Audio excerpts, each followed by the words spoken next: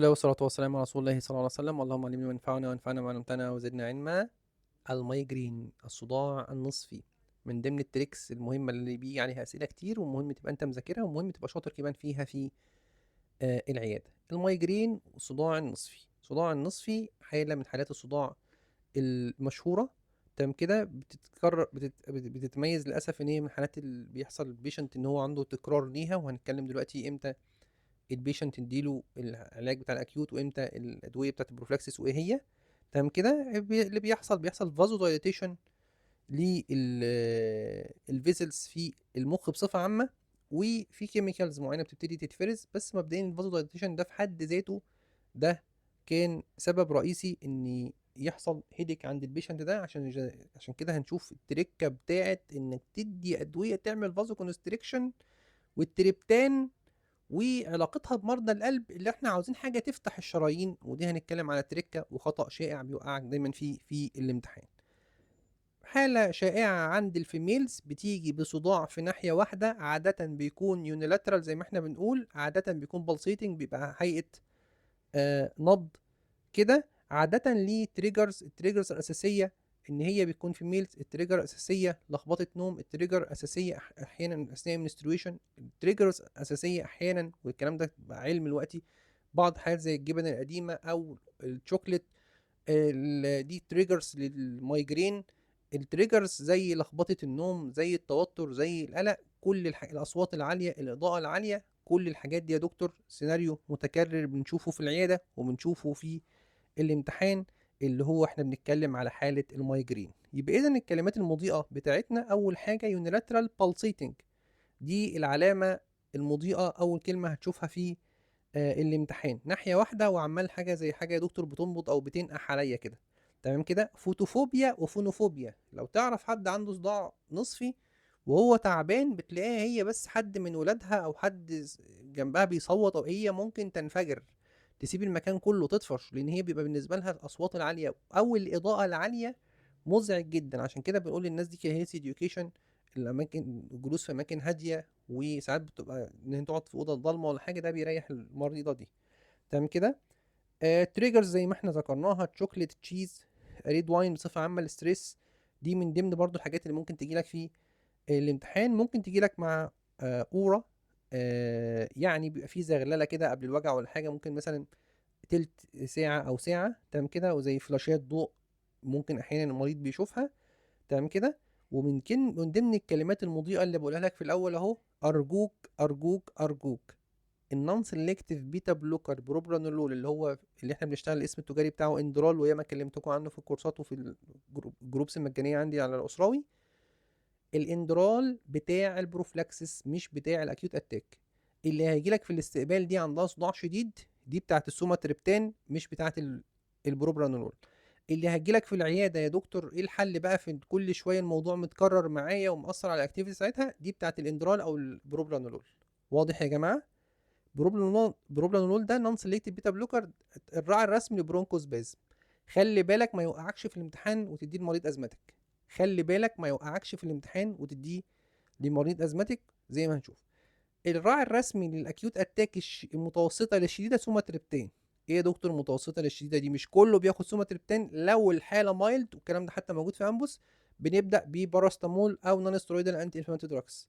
لو الحاله مودريت تو سيفير بندي سوماتريبتان. واضح يا جماعه الكلام؟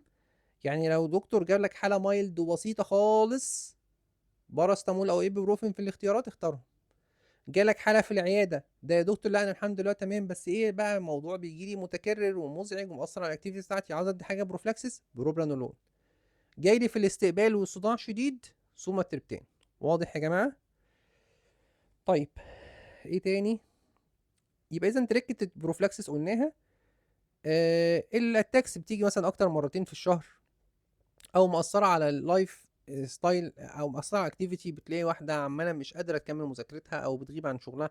بركز بديك مثال على الفيميل لان هو اكتر عند الفيميلز، مش معنى كده ان الميلز ما بيجيلهمش يعني. تمام كده. فانت عندك بروبرانول. التريبتان ممنوعه لمرضى الكاردياك، وخصوصا اسكيميك هارت ديزيز، لان احنا قصتنا كلها ان في فازو دايليتيشن حصل، فحصل الهيديك، فانت بتعمل حاجه تعمل فازو كونستريكشن، فانت تروح مديها التريبتان تموت المريض بتاع القلب. فمبدئيا المريض لو كاردياك اوعى تديله سوماتريبتان. ماشي يا جماعه، كونترا انديكيتد. تريكت برضو الايميجنج في التيبيكال مايجرين يا جماعه. نيكست بيست ستيب مش الايميجنج، الاشعه مش هتبين اي حاجه في حاله المايجرين، الاشعه مش هتبين اي حاجه خلاص، مش بنطلب سي تي ولا ام ار اي ولا الكلام ده كله. تمام كده، الا بقى لو في فوكال نيورولوجيكال ديفيسيت، ده المريضه بقى عندها صداع بيزيد الصبح بقى بدري وهي فوق مثلا 50 سنه، في اي علامات انتر سيريبرال بريشر او انتركينيال بريشر بصفه عامه، فبالتالي لا في علامه تقول لي ان في برين تيومر مثلا ولا حاجه، ماشي. لكن الصداع النصفي في حد ذاته مش بنطلب له لا سي تي ولا ام ار اي. ماشي. وبرده التركه بتاعت الكلاستر هيدك، اكتر حاجه يا جماعه بتميز الكلاستر هيدك عن المايجرين ان الاثنين يونيلاترال، واسمعوا التسجيل ان شاء الله هنسجله بتاع الكلاستر هيدك، موضوع ان الكلاستر هيدك فيه سكريشن، سواء راينوريا او لاكريميشن، بتلاقي العين مناخيره سايبه شويه وعينه بتدمع. دي اكتر حاجه بتميزه، اكتر حاجه بتميزه. طبعا في الطوارئ بتدي اكسجين 100%، في الطوارئ بتدي 100. واسمعوا ان شاء الله هنسجل التسجيل بتاع الكلاستر هيدك. ماشي يا جماعه، كل دي تريكات. ماشي. آه عيان عنده سوشيال فوبيا وريكارنت اتاكس في مايجرين، هو بيقول لك كده اديله بروبرانولول، لان بروبرانولول زي ما احنا قلنا قبل كده، حتى الناس اللي عندها سوشيال فوبيا بتخاف تدي تتكلم قدام الناس، بتخاف تبقى قدام جمهور. هو واحد اتعين في الجامعه لازم يدي محاضره مثلا، فدايما عنده قلق، دايما عنده توتر، ايده بتترعش احيانا. تمام كده، فالبروبرانولول هو بيكون صديقك الوفي في الحته دي، اللي هو الاندرول. ماشي. فلو العيان عنده سوشيال فوبيا، الاندرول او البروبرانولول هيفيده في الحته دي. في سيناريوهات جت قبل كده في الامتحان. السيده مثلا في الثلاثينات، كانت عندها تحديدا 35 سنه، بتشتكي من صداع بلسيتنج بقاله 12 ساعه في ناحيه واحده، ومعاه نوزيا وفوميتنج. نوزيا وفوميتنج من العلامات الاساسيه جدا، وخصوصا النوزيا اللي هي بتعرفك ان الحاله ماشيه اكتر مع مايجرين. النوزيا والفوميتنج ومش قادره تستحمل الضوء. كان الانيشال ستيب بتاعها لو الحاله بسيطه نون ستيرويدال انتي دراجز، لو الحاله مودريت تو سيفير او مش مستجيبه للنون ستيرويدال انتي دراجز، في الحاله دي بيكون ايه التريبتين. برضو السيناريو بتاع الريكورنس، معلش انا بعيد وازيد بحيث ان انا بذاكر لك وانا بشرح لك. الريكورنس قلنا هنستخدم بروبرانولول مش بتاع الاكيوت اتاك خالص ده. ماشي. ومريض القلب اللي كان عنده ام اي ده اوعى تديله سوماتريبتين خالص. تمام.